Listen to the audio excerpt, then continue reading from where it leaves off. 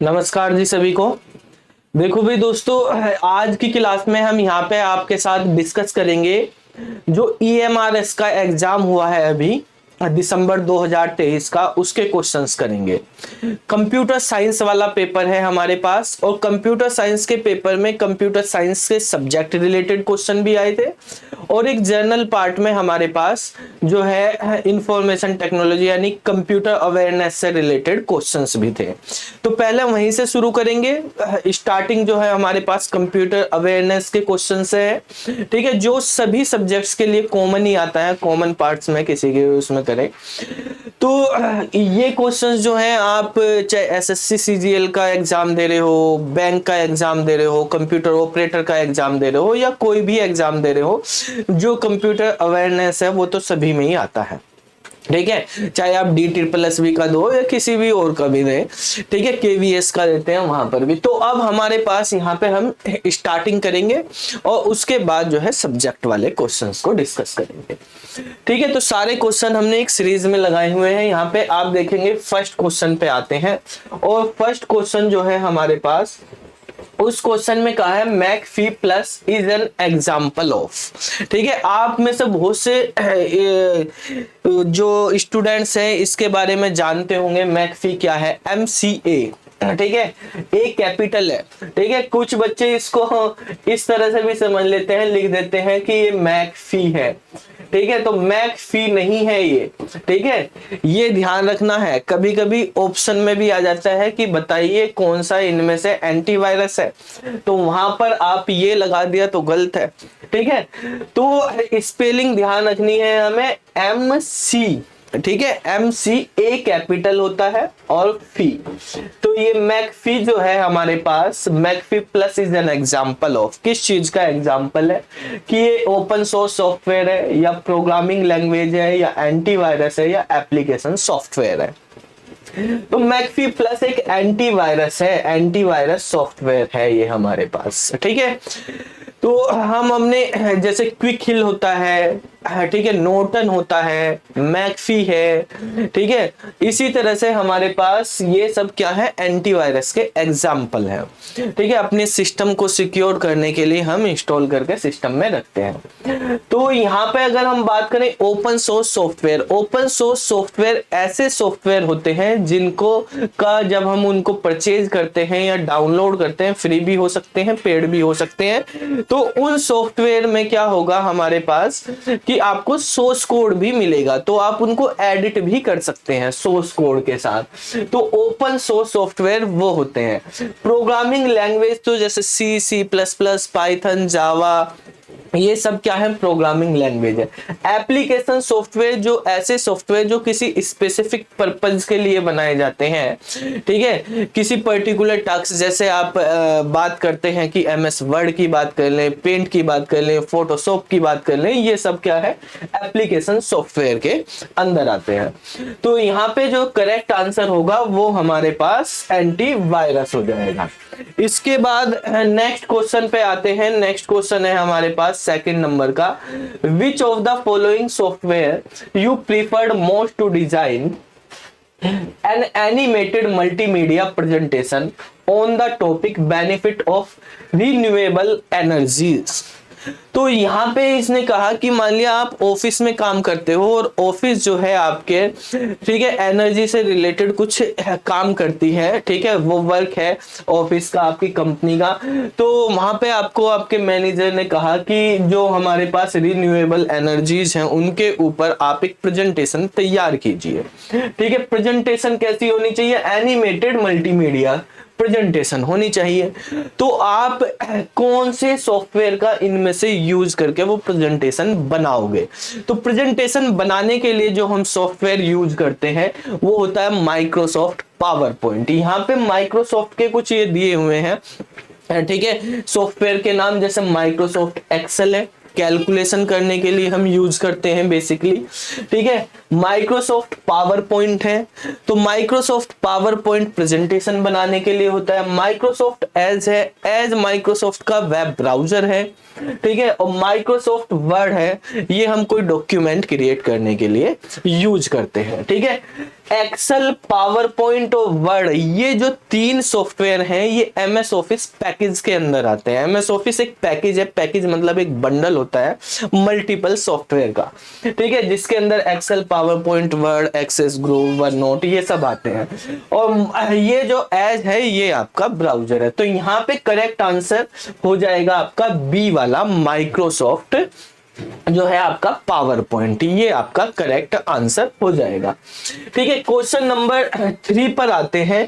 Question number 3 है बेटा हमारे पास, which of the following cloud storage service owned by Microsoft.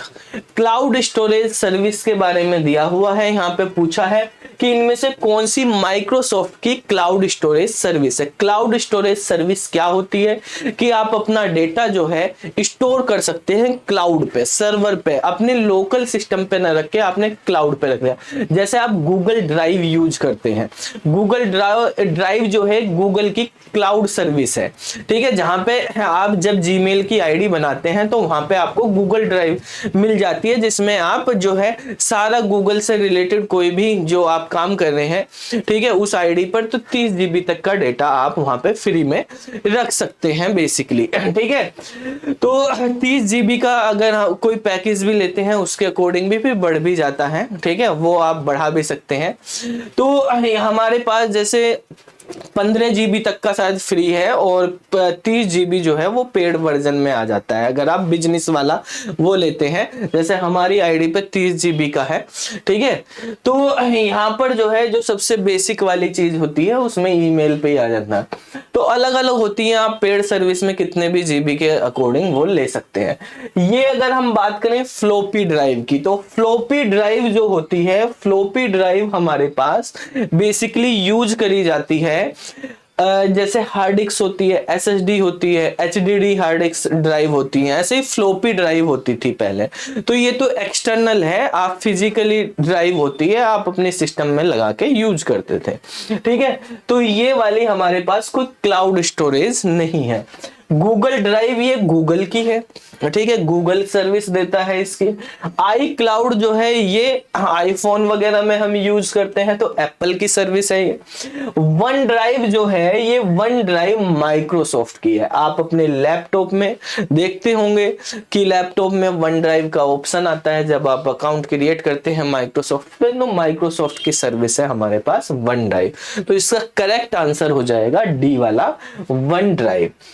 Question number 4 पर आते हैं कि out of the following options the most popular combinations, ठीक है, most popular combination for shortcut key of to copy some selected text in most of the MS Windows application. तो MS Windows हमारे पास क्या है, एक ऑपरेटिंग सिस्टम है। तो MS विंडो ऑपरेटिंग सिस्टम के अंदर जो हमारे पास एप्लीकेशंस आप यूज करते हैं, सॉफ्टवेयर यूज करते हैं, जैसे Word, Excel, PowerPoint, Paint, ठीक है, नोटपैड वगैरह ये सब, तो उनमें अगर कोई टेक्स्ट को आपको सेलेक्ट करके कॉपी करना तो उसकी शॉर्टकट की क्या है ये पूछा गया। तो उसकी शॉर्टकट की जो होती है बेटा वो होती है कंट्रोल C। कंट्रोल C से कॉपी करते हैं, कंट्रोल X से जो है हमारे पास कट होता है, कंट्रोल P से पेस्ट होता है, कंट्रोल O से ओपन होता है, ठीक है। तो कॉपी की बात करी गई है, कॉपी जो है वो कंट्रोल C से होगा, इसका आंसर C वाला ही हो जाएगा, ठीक है। क्वेश्चन नंबर 5 पे आते हैं।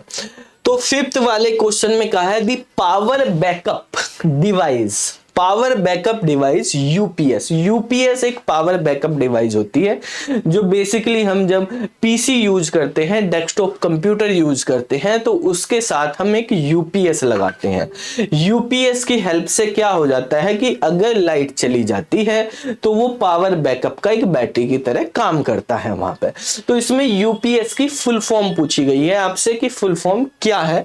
यहाँ पे कुछ ऑप्शन है, तो इन ऑप्शन में जो करेक्ट ऑप्शन है वो है अनइंटरप्टेबल पावर सप्लाई, ये वाला करेक्ट आंसर है। यूपीएस की फुल फॉर्म होती है अनइंटरप्टेबल पावर सप्लाई। यहां पे बी में कहा पावर सिस्टम नहीं होते हैं, ठीक है, और यहां पे दिया है अंडर कंट्रोल, ये भी नहीं होता है, ठीक है। ए वाला आंसर इसका करेक्ट होगा। ऑप्शन नंबर वो क्वेश्चन नंबर 6 पे आते हैं। क्वेश्चन नंबर 6 में कहा है which of the following is not a source of the virus entering your system. ठीक है, इज नॉट, ठीक है, यानी इसमें से यहाँ पे 4 ऑप्शन है, इनमें से किसके थ्रू आपके कंप्यूटर में वायरस एंटर नहीं कर सकता। तो अगर आप पेन ड्राइव यूज कर रहे हैं तो पेन ड्राइव में अगर वायरस है, आपने अपने सिस्टम में लगाई पेन ड्राइव, तो आपके सिस्टम में भी वायरस आ जाएगा पेन ड्राइव के थ्रू। प्रिंट आउट निकाल रहे हैं आप, आपके सिस्टम में प्रिंट आउट दे रहे, प्रिंटर से प्रिंट आउट आ गया, तो इसमें वायरस का कोई मतलब नहीं है। ठीक है, लेकिन ईमेल अटैचमेंट कर रहे हैं तो ईमेल पे कोई वायरस किसी फाइल में अटैच होके आ सकता है, वो आप अपने सिस्टम में जैसे ही डाउनलोड करोगे तो आपके सिस्टम में वायरस आ सकता है। हार्ड डिस्क के अंदर वायरस हो सकता है। ठीक है, तो हार्ड डिस्क भी अगर एक्सटर्नल है या आप एक सिस्टम से दूसरे सिस्टम में हार्ड डिस्क के थ्रू डेटा ट्रांसफर कर रहे हैं तो उसके थ्रू आपके सिस्टम में वायरस आ सकता है। तो पेन ड्राइव, ईमेल अटैचमेंट और हार्ड डिस्क के थ्रू वायरस आ सकता है। प्रिंट आउट निकाल रहे हैं तो प्रिंट आउट से निकालने से कोई वायरस नहीं होगा। ठीक है, तो इसका वायरस से कोई मतलब नहीं है, आंसर बी हो जाएगा। क्वेश्चन नंबर 7 पर आते हैं।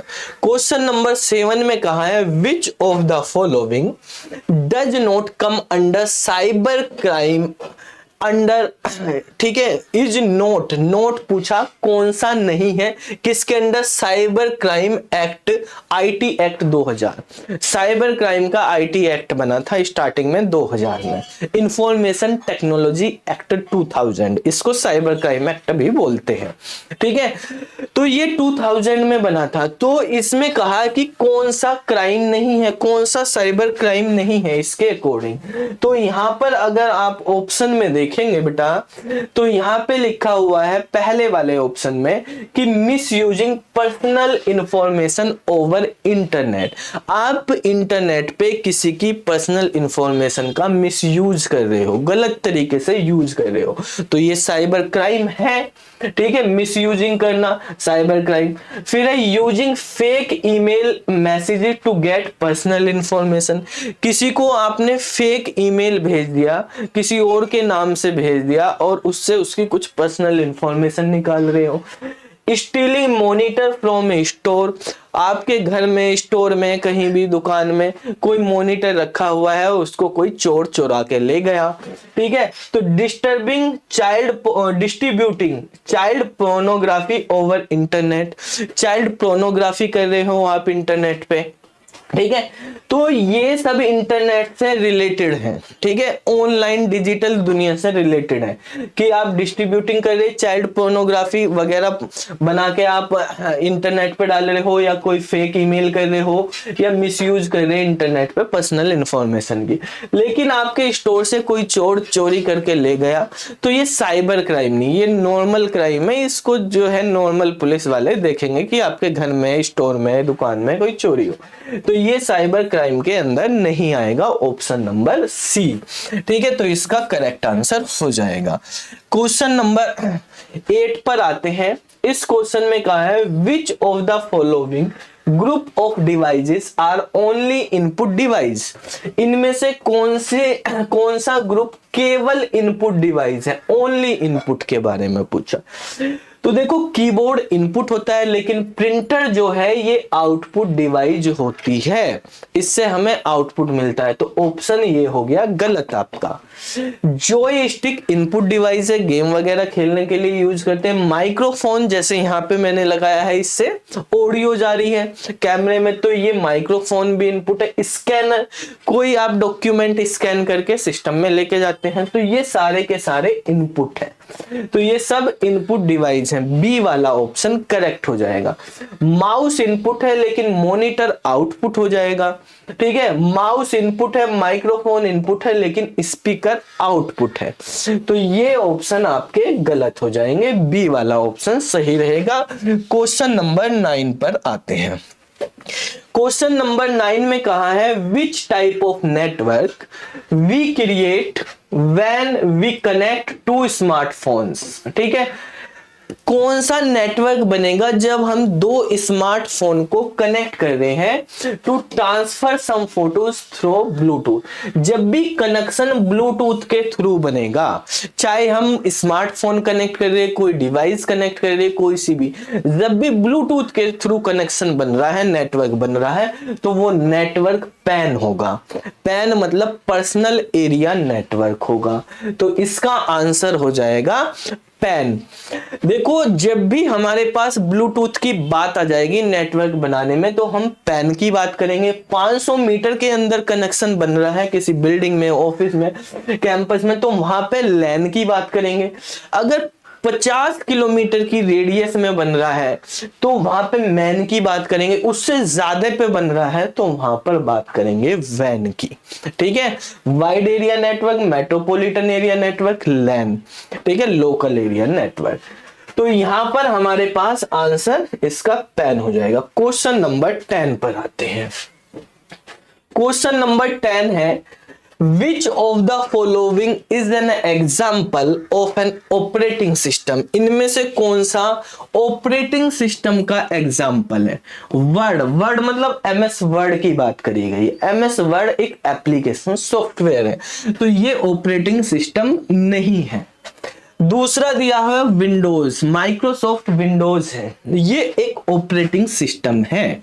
ठीक है, आपके पीसी में, नॉर्मली लैपटॉप पीसी में हम सबसे ज्यादा यही यूज करते हैं, MS विंडोज। ठीक है, बिंग जो है, बिंग एक सर्च इंजन है, माइक्रोसॉफ्ट का ही है। ये भी सारे प्रोडक्ट माइक्रोसॉफ्ट के ही हैं। बिंग सर्च इंजन है। वर्ड हमारे पास एप्लीकेशन सॉफ्टवेयर है। बिंग क्या है, जैसे गूगल सर्च इंजन है, याहू सर्च इंजन है, उसी तरह से बिंग सर्च इंजन है हमारे पास। एज जो है, ये हमारे पास एक वेब ब्राउजर है, ये भी माइक्रोसॉफ्ट का है। ठीक है, तो ये हमारे पास क्या है, एक एप्लीकेशन सॉफ्टवेयर है। ठीक है, विंडोज क्या है, ऑपरेटिंग सिस्टम है। बिंग क्या है, सर्च इंजन है। यानी ये एक तरह की वेबसाइट होगी, वहां पे जाके आप सर्च कर सकते हैं चीजों को, जैसे गूगल पे करते। एज क्या है, एक वेब ब्राउजर है।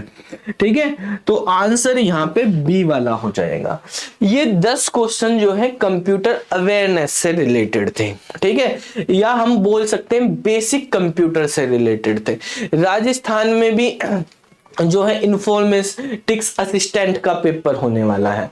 अभी यूपी पुलिस में जो है 2 जनवरी को शायद यूपी पुलिस कंप्यूटर ऑपरेटर थे, उनके प्रमोशन के जो है एग्जाम होने वाले हैं।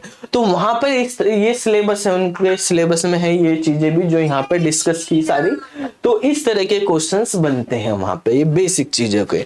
ठीक है, basic computer, fundamental of computer, computer awareness, कुछ भी बोल सकते हैं। इसके बाद के जो क्वेश्चंस हैं हमारे पास, वो सब्जेक्ट रिलेटेड क्वेश्चंस हैं। ठीक है, वो हम अगली वीडियो में डिस्कस करेंगे। आप इनको अच्छे से समझ लेना। अगली वीडियो में मिलते हैं फिर, तब तक के लिए बाय बाय।